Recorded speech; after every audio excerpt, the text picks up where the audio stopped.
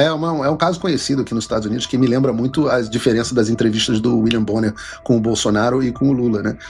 A cartilha da esquerda é mais ou menos a mesma. Ela pega o candidato dela, o candidato do sistema, maqueia ele da melhor forma que pode e tenta fazer ele parecer bom. Está agora com o Paulo Figueiredo, ele está online com a gente, diretamente dos Estados Unidos. Ele comentou o caso dele, provavelmente será julgado à revelia nessa citação, no mínimo controversa, que o ministro Alexandre de Moraes diz que fez. Na realidade, não diz que fez, mas que a manifestação do Paulo em alguns tweets significa que ele sabia que estava sendo processado. A Carol já perguntou para ele. Eu queria trazer agora um pouquinho da pauta americana, viu, Paulo? Explorar você que está aqui com a gente.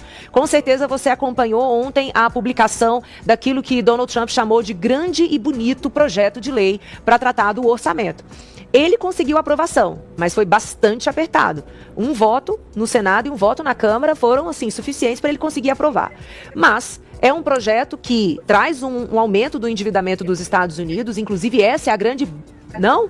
Mas enfim, aí você já começa. Essa é a grande briga, né, do Elon Musk com o governo Trump, porque Musk critica esse aumento do endividamento, inclusive já falou que vai criar um outro partido chamado América, porque nem republicanos nem democratas hoje atendem às necessidades do povo americano, mas Donald Trump fez uma escolha no sentido de subsidiar algumas empresas e fazer corte em gastos sociais, como por exemplo no Medicare, não sei como é que coloca nos Estados Unidos, né? No auxílio saúde que foi implementado principalmente no governo Obama. Eu queria que você trouxesse pra gente, você que está aí, qual que é o calor, assim? O que você sente das pessoas? Que as pessoas concordam com essa escolha orçamentária que o governo Trump fez ou não? Porque há alguns analistas internacionais que acreditam que Trump perdeu a eleição por causa disso. Vai perder muito voto de pessoas que decidiram votar nele, abandonaram o voto nos democratas, migraram para republicanos, mas são pessoas pobres e que vão sentir na pele a perda do auxílio saúde, por exemplo. Essa é a percepção que você tem ou não? Bom, algumas coisas. Primeiro, é controverso se isso vai aumentar o endividamento americano ou não. Talvez mantenha a trajetória atual do endividamento americano e não faça o corte de gastos necessários. Tem muita coisa que foi cortada. Geralmente, os gastos relacionados à política energética, que essa sim foi um aumento brutal de gastos iniciado no governo do Biden. Há também outros cortes, eles fizeram uma transformação importante na USAID, basicamente acabaram com a USAID e começaram a fazer os programas através do Departamento de Estado, redirecionaram boa parte das verbas. Sem dúvida nenhuma, eu vou chamar aqui da minha veia de economista liberal, meio Partido Novo, gostaria de um corte de gastos maior, tá? Eu gostaria de um equilíbrio fiscal dentro dos Estados Unidos. Mas esta não é uma pauta popular. Essa não é uma pauta popular nos Estados Unidos e também não é uma pauta popular no Brasil. Mas nos Estados Unidos é menos popular ainda do que no Brasil. As pessoas não estão preocupadas com equilíbrio fiscal. Equilíbrio fiscal é um fetiche da gente que entende de contas públicas e entende o que vai acontecer para frente. As pessoas não estão muito preocupadas com isso. Não tem negócio de corte de Medicare. Os efeitos disso são absolutamente diminutos para uma parcela mínima da população que realmente estava recebendo um benefício ao qual não tinha direito. O que o Donald Trump foi eleito para fazer foi garantir a segurança das fronteiras, garantir a supremacia militar americana e gerar crescimento econômico e emprego. Também reduzir impostos. Esse Big Beautiful Bill, o grande e belo projeto de lei, ele simplesmente atende a todas as propostas eleitorais para a qual o Donald Trump foi eleito. Ah, mas Paulo, você gostaria de um corte de gastos? Gostaria, mas não foi isso. O povo americano não gostaria. O povo americano não quer isso. Toda vez que você corta gastos, você está retirando benefícios que certas pessoas estão recebendo. E isso não foi para o que o Donald Trump foi eleito. É o que o Elon Musk gostaria. É o que o Paulo Figueiredo gostaria. Mas não foi o mandato que o povo americano deu para o Donald Trump. Agora eu vou fazer só uma provocação, que eu estava acompanhando a discussão de vocês antes de entrar no ar, dizendo para vocês o seguinte: aqui nos Estados Unidos, isso que vocês estavam falando de executivo ter controle do orçamento é absolutamente impensável, tá?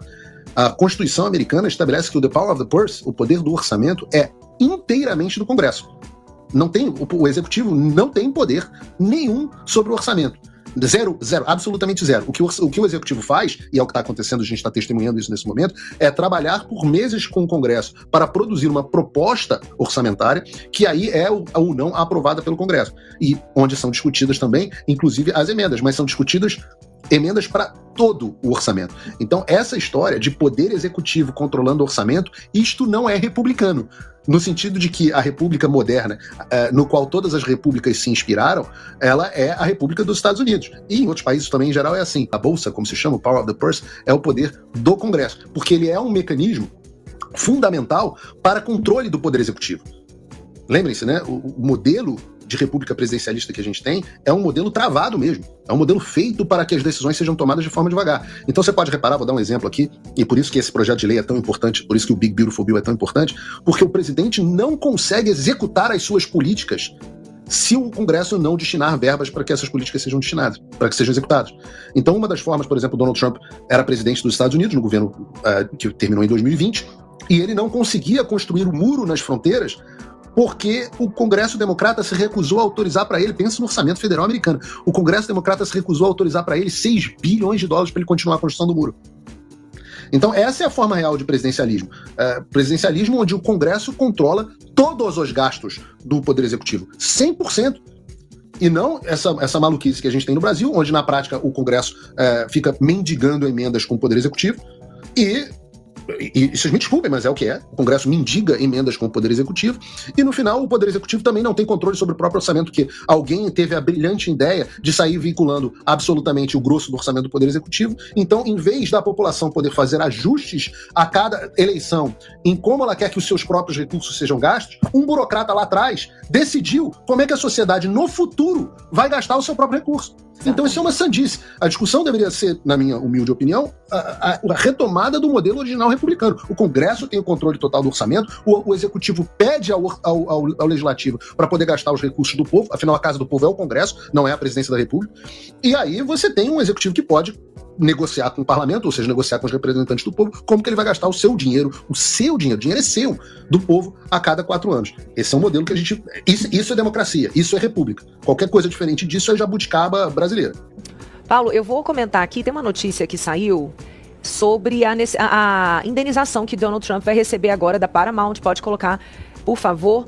A Paramount vai pagar agora 16 milhões de dólares a Trump e encerra processo sobre entrevistas da CBS. Pode colocar aqui, por favor.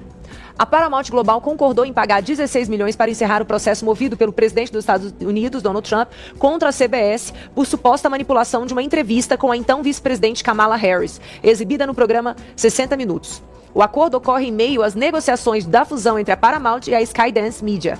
Trump acusava a emissora de editar a entrevista para favorecer Harris na eleição presidencial.